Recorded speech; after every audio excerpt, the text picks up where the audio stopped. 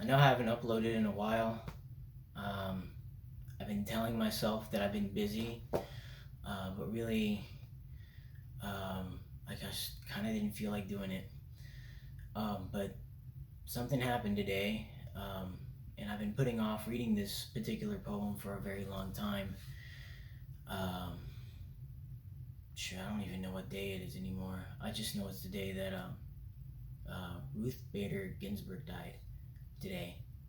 That's all I know right now. I forgot the date. I know it's Friday. I know it's September right now.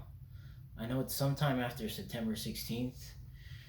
Uh, I know I'm way overdue on a lot of projects in my internship, in my classwork, and just life in general. I was gonna wear a different shirt today. I wasn't gonna wear this one. This is one I bought to try to go to protests. Yeah, I know I like to cause noise sometimes. I was gonna wear a different one that was a little bit more obscene, but a little bit also more metal. Um, Maybe you'll see it one day, maybe you won't. It's a Cannibal Corpse shirt. It's not that big of a deal. But today I'm wearing this shirt because this is real. You know, I don't know how many of you watching me are conservative, progressive, my friends, not my friends, people who hate me, people who love me, people who support me, or people that maybe wish that I'd shut the fuck up, but I'm not. I'm sorry. I'm not gonna stop. It was hard. I've been tired for a couple of weeks now. I've been very tired. I'm still tired, but things go on. And the other day, I have this clipboard, by the way, because I have talking points on it. Because I forget things. I never have anything on a script. I don't know if you've ever noticed. I don't like memorizing my poems. I'm not an exhibitionist. Maybe I am a little bit, just because I'm a Leo, but I don't remember. I don't memorize anything. I just try to edit as much as I can.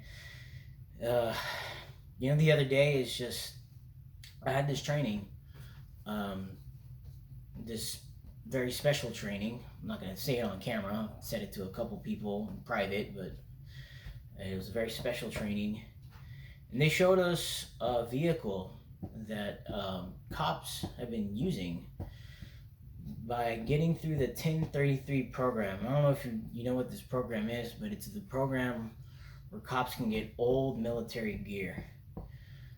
I've been in a couple units. In my first unit, they worked on something called amphibious assault vehicle.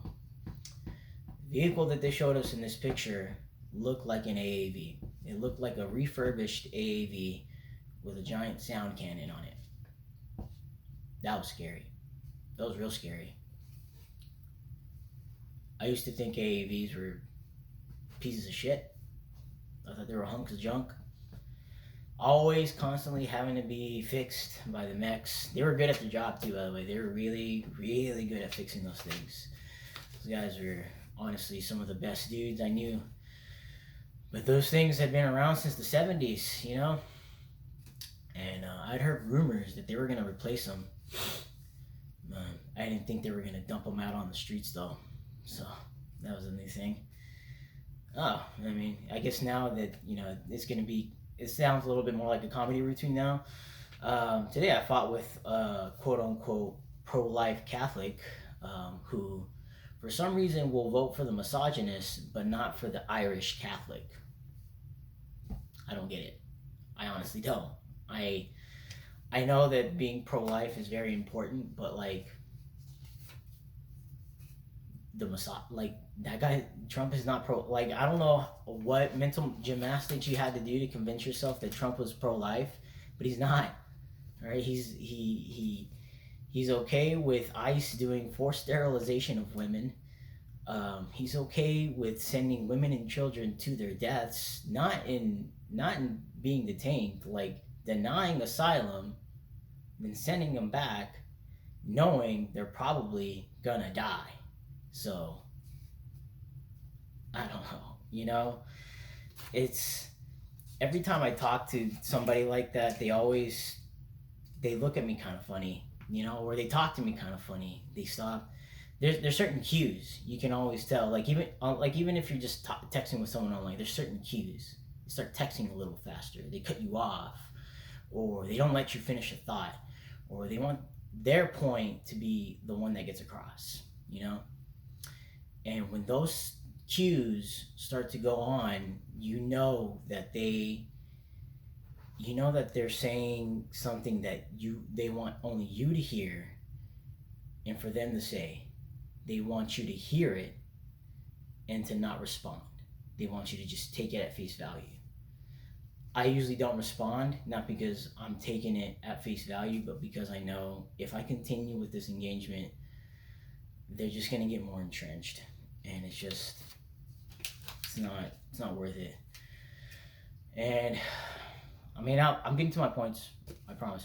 So, I mean, it's just so much stuff, you know.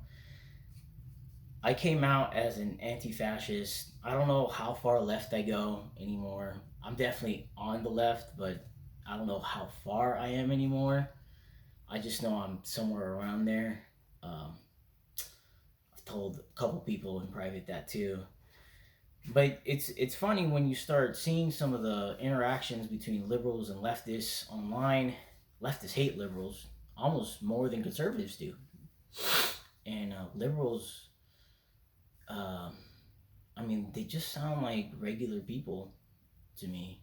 I don't know how to tell leftists that they should stop telling regular people to stop hating on them so much. Like I get it, you know. Like I grew up around people who kind of were privileged and they never had the chance to really think about things, but it's we need everyone we can for this fight, you know. And Ruth Bader Ginsburg, I found out, you know, some of her background wasn't as left as I'd like it to be. She was definitely a staunch supporter of women's rights, but it's, you know, that's kind of where it ended for her.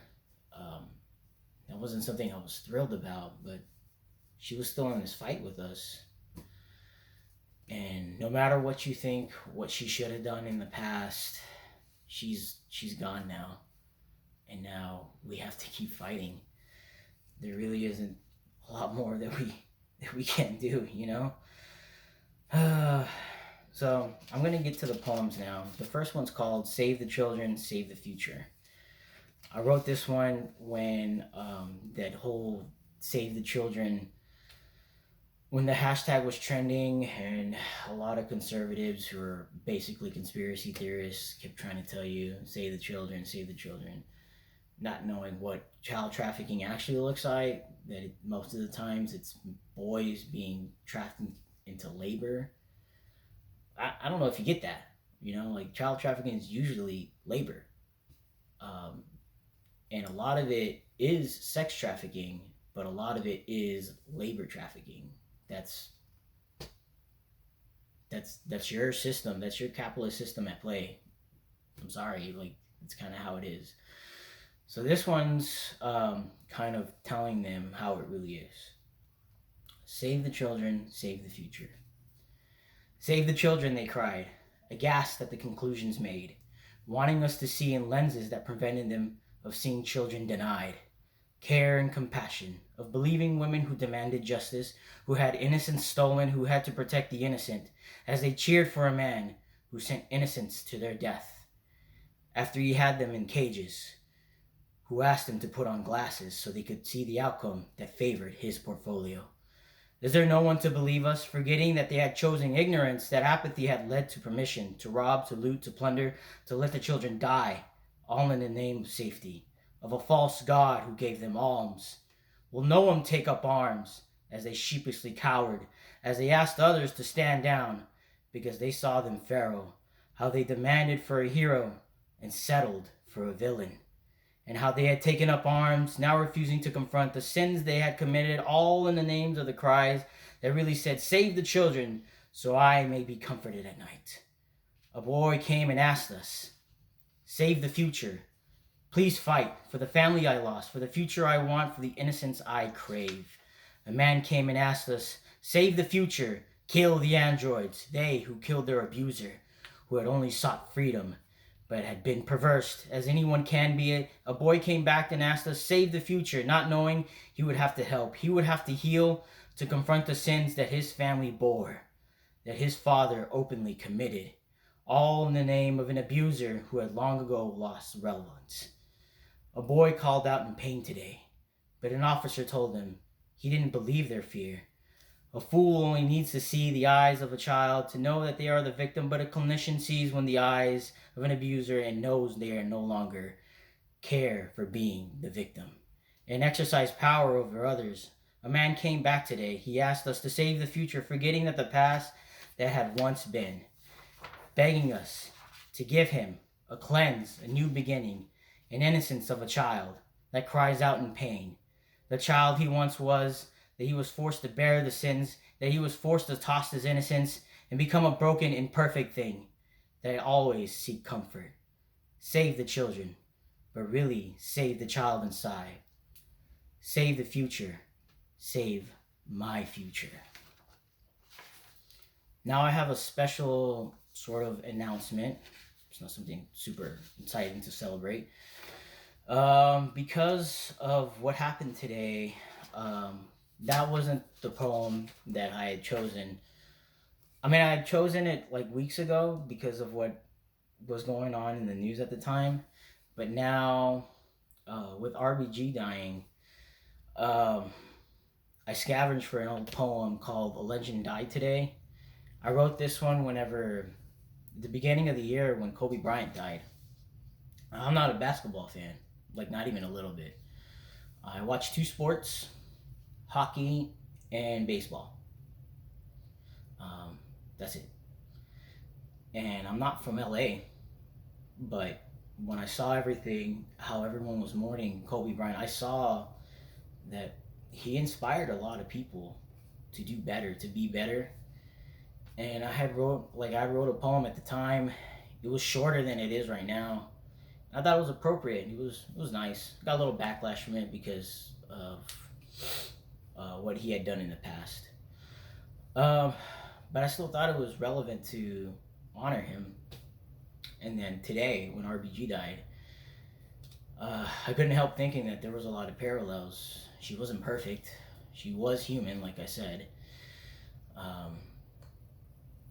She didn't always stand in the right side of justice, but most of the time she stood for exactly what we needed her to do. She was a champion for women's rights, and she was a liberal hero to a lot of people. So no matter what you think of her, she was on the right side of history most of the time. Unlike some of the other people who might come into power, who might retain power. So I really want a lot of people to think about that, like tonight. So, a legend died today. They called them giants, the goat, the legend, the invincible, sometimes the notorious. But they called themselves human. They only wanted justice. They only wanted to inspire the future to be better than what they knew. No one wants to say it. No one dares to speak. No one has the words. A person who brought so much to a city, a country, a people, to a nation. They leave their legacy, memories of feats a child will have to hear of them, dream of them, from people inspired by them, who were there with them, who cried for them, but a child will not have the opportunity to see them, to hear them, to feel them, their power, their courage to stand up, even when no one else would. For their memory now, this person who would want you to remember the legacy, the fight, the blood, the laughter from their enemies, but especially from their friends. And pass on their efforts. Ask that they be remembered, not as they no longer will be, but as they wished you could be, as they inspired others to be.